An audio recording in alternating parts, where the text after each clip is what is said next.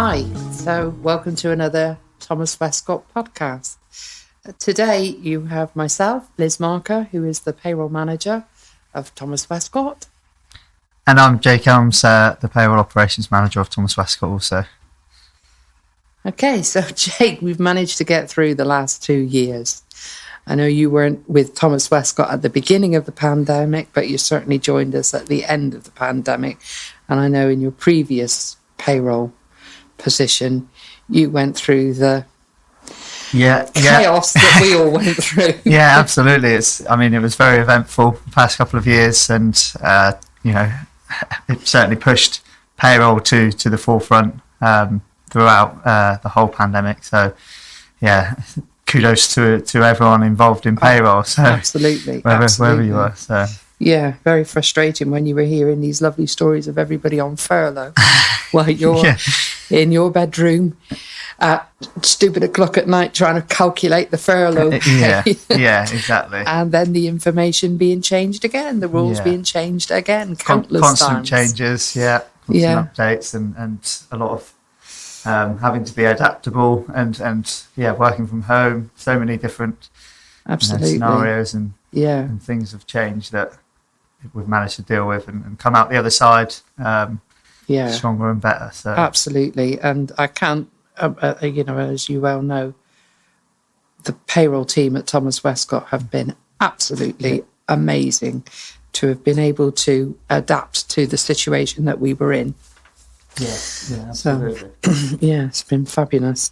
What's happening in the future then? That's the next thing.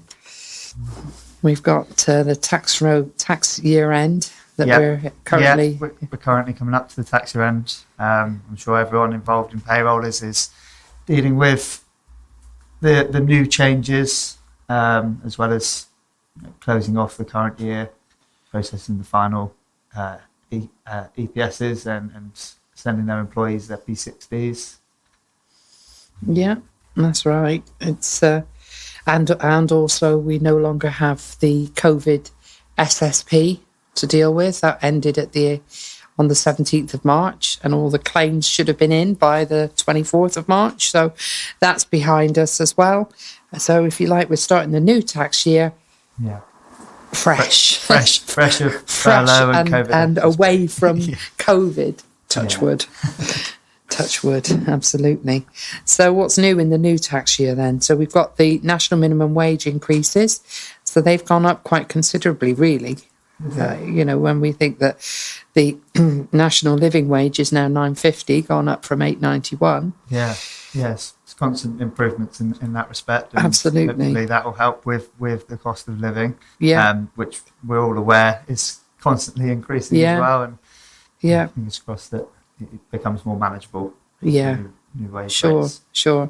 And the thing with national minimum wage is it's also being aware of making sure you pay your employees the national minimum wage, even if you are paying them at the level that if you make a deduction, even from their net pay, deducting DBS or training costs or anything like that, or even tea and coffee, it can reduce their national minimum wage to below national minimum wage. And that's not a good place to be, especially if you get investigated, because you'll get named and shamed, which is what we don't want for our clients. Yeah, absolutely. Yeah. So, and then the budget announced a couple of weeks ago that the employers' allowance has increased. Yeah, that's good news for employers that are not single director employees anyway, or not linked to chains. They can claim an extra £1,000 against their employers' national insurance. Yeah, it's gone up to 5,000 now, hasn't it? Yeah, that's good news. Yeah, so I wonder how many of our directors will be employing their wives now. Potentially, yeah. Yeah, well, again, that has to be looked at. We can't just go ahead and do it, but that's again something that can be considered if it meets all the correct criterias. Yes. And obviously, with that allowance, the rules haven't changed in respect of the company has to be paying less than 100,000 Class 1 national insurance. Yeah. So that's that is still the same, And obviously, if there's linked companies, that has to be looked at, because obviously you can't be claiming the allowance. Yeah. If you're involved in several different companies. Absolutely, absolutely. Yeah. And then, of course, so we do have one thing left over from COVID, which is the new levy, the national insurance levy. So what's all of that about then, Jake? Yeah, so that's an increase to the healthcare sector to assist with the NHS. So it's an increase of 1.25% for both employees and employers. National insurance that begins from April, and that should go directly to the health sector, which is good. Yeah, to help. Yeah, because at the moment it's rather than for the employee paying 12%, they'll be paying 13.25%. But from next year, it's it will show separately. But equally, if the employee in this tax year has to have this additional levy deducted from their pay, there needs to be a note on the pay slip. Yes. That's quite important. Yeah. I know our software, BrightPay, are putting that note on when relevant, so that's quite handy. Yeah. So that's something that that'll explain it for the employees to help them understand as well. So that's certainly those that are unaware. Exactly. So you've got your employees who are on category C, so past pensionable age. They won't be paying the levy this tax year. No. But next year, when it is a separate levy shown, 1.25, they will be in the net. So they will have to pay that additional national insurance on top of their, or have it deducted anyway from their wages. So that's worth knowing, isn't it? Yeah. And there's been some slight increases to the standard statutory payments, maternity, adoption, and even SSP from the 15197 for the lower threshold, the lower rates of maternity to 15666. So it's almost £5 per week increase, and an additional few pounds, £3 to be precise, for statutory sick pay as well. Yeah. So yeah, almost at £100 now. Yeah, it's worth mentioning with statutory sick pay that the old rules all come back in, even if you've got COVID. Yes, yeah. You know, there is no being paid from day one. Yeah. We revert back to the old pre-COVID SSP. Yeah. Three waiting days, and on the fourth day you start receiving, or the employee will start receiving their statutory sick pay. So that's worth remembering from the good old days pre-COVID. Yeah. So going backwards. Yeah. So lots of changes. So you've been with us now since November.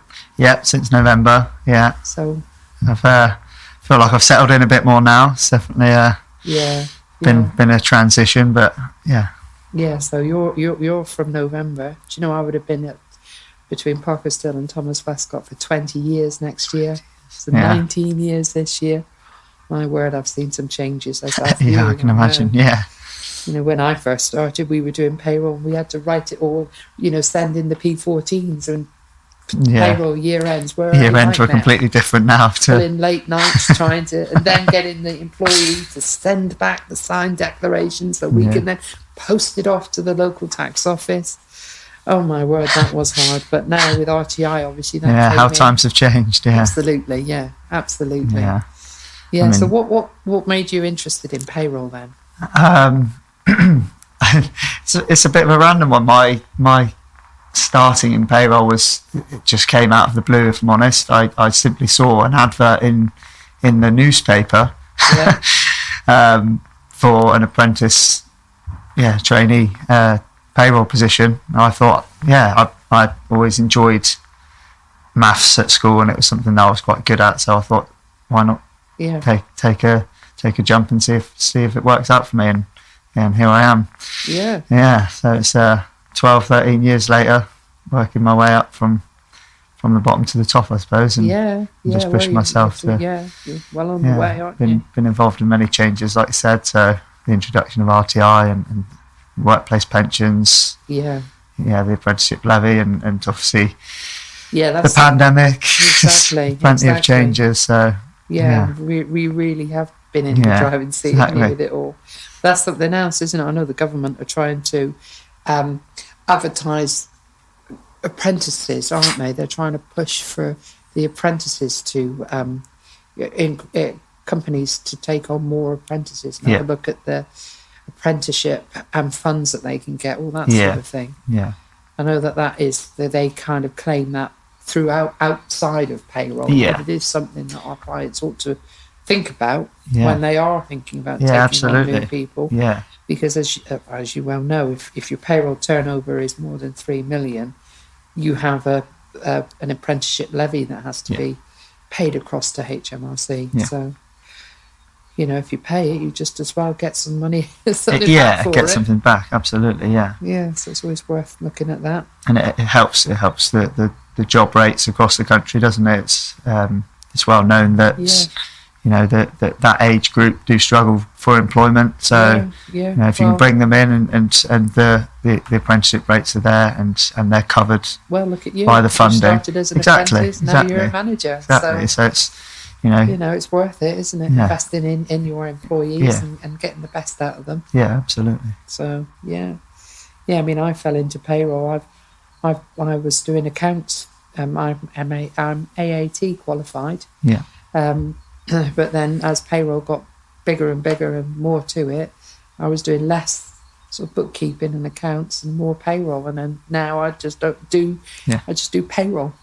Just payroll. Just payroll. Anyway, payroll's easy, Jake. All you have to do is press a button and it's done. If only that was the case. Absolutely. But there we go. We know the true story, don't we? Absolutely. And so do our team. So anyway. I think we've covered everything in terms of changes to the new tax year and running over what. Well, the rules as they are at the moment. But I'll tell you one thing we haven't mentioned is the fact that the lower earnings limit, or the limits, the national insurance limit, not the lower earnings limit, the primary threshold, and the primary threshold is increasing to 12,500 from the 6th of July. Yes, from July. So So although you've got the levy, so the lower earning employees won't be paying national insurance until they hit over the 12,500 from July. From July, as you well know, national insurance is a month or pay period by pay period, as opposed to tax, which is cumulative. So the first 3 months they're on the lower amount, and then from July they get a little bit more in their pay packet. So that's worth knowing. But I think, as you say, I think we've pretty much covered everything. So it's really nice being able to sit and have a chat with you about it. It's good to put something out there, and hopefully if anyone has any questions, then they can contact Thomas Westcott on the website or contact one of the offices and reach out, and we'll be happy to help them further. Absolutely. Well, thanks, Jake. It's been fun. Thanks very much, Liz.